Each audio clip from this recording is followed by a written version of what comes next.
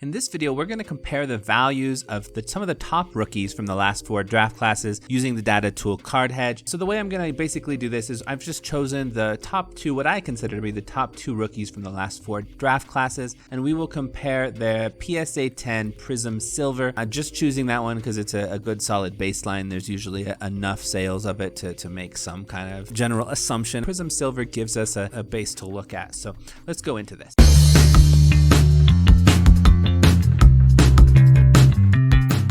So the first one we're looking at is a comparison between Luka Doncic, Ja Morant, Anthony Edwards, and Cade Cunningham. These are the players I would suggest are the best players from their particular draft class.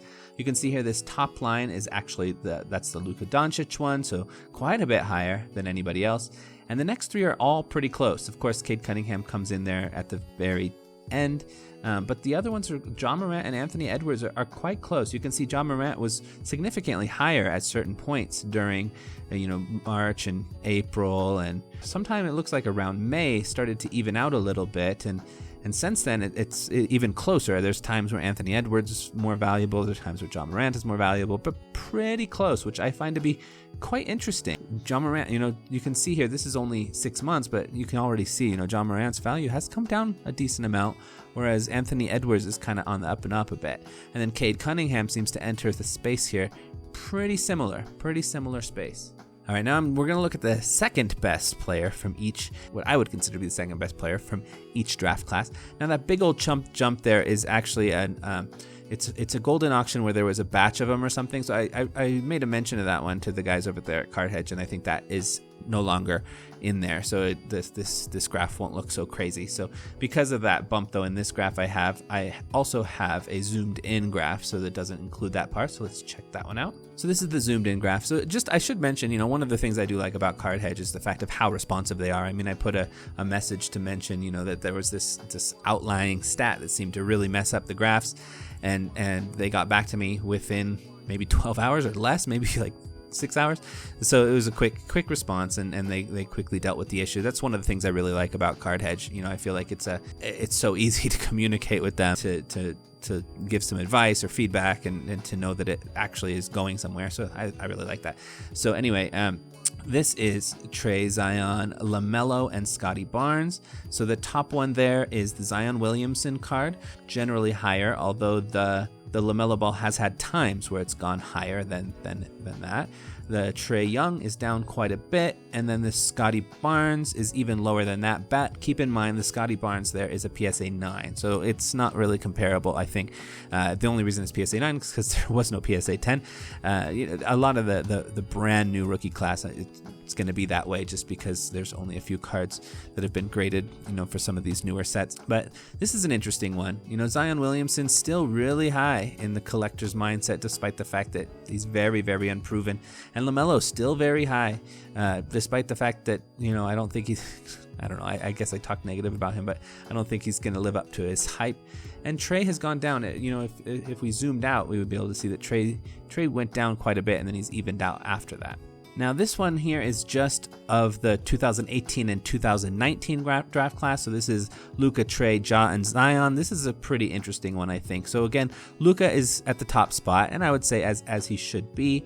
And then Zion is number 2, and then Ja, and then Trae. So, Ja hasn't caught up to Zion yet, and never has. It looks like Zion's been ahead of, I thought that maybe Ja was catching up or surpassing Zion Williamson, but he hasn't. He's been consistently below Zion Williamson, so it's really interesting how Zion Williamson's managed to stay in such a high value in the card realm, despite the fact that he's been injured for so long and has a lot to prove. Whereas these other guys, Luka and Ja Morant and Trae, have all proven themselves quite a bit. All right, so in this one, I took out LaMelo. I wanted to put Anthony Edwards in here just because I thought this was kind of interesting to see how he's at about the same level there as Ja Morant. So quite interesting.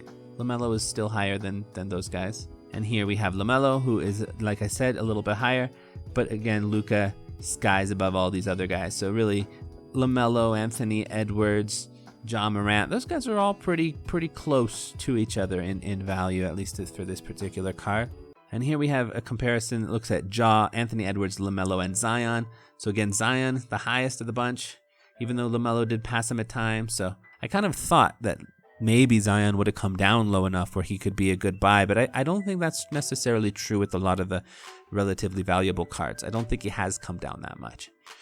Maybe in some cards he has, and if there's some opportunities, it might be okay. But I think so many people put so much money into his cards. I think that there's been kind of an artificial keeping it at a certain level to, because people don't want to be losing their money, so they're not selling it for too low, and just hoping that he comes back. Okay, and then this last one, we've added Cade Cunningham in there. So we have Ja, Anthony Edwards, and LaMelo, and then Cade Cunningham. And we can see that he's also starting off right in that same general realm as these guys, which I think is justified. I mean, I would say he's the best rookie from this class. Highest ceiling, I should say, and maybe the lowest floor even. I mean, I'm a big Cade guy, so I think, I have a feeling he's probably going to even bounce ahead of these guys eventually, but I don't know. This particular rookie class isn't catching on quite as deeply with collectors, it seems, but to me they are. I love them. And then just this last one, I said the last one was the last one, but this is, I took out the Cade and put in an Evan Mobley to see that actually he's quite a bit down the list. Now this is an SGC 10, not a PSA 10, just because there wasn't any PSA 10s. But, Mobley's starting off quite a bit lower than these other guys, even though I would suggest he's second, maybe the third, either the second or third best rookie in this class. And he's going to be excellent, I think. I mean, if I was building a team around one of these four guys, I don't know. Evan Mobley would be on my possible list. I don't know. It's hard to say. I mean, I'd probably rather have Evan Mobley than LaMelo Ball, even though LaMelo Ball is number one on this list here. With Anthony Edwards and Ja Morant, it'd be a little harder for me to say that, but still, really interesting stuff. Because I hope this was helpful, useful in some way. I'm trying to figure out how to use the data from Card Hedge to make some interesting videos. So if you do have some suggestions or certain kinds of data you'd like to know, or cards you'd like me to compare, or anything, let me know in the comments below, and I'll see what I can do for you guys. All right, that's it for this though. Peace.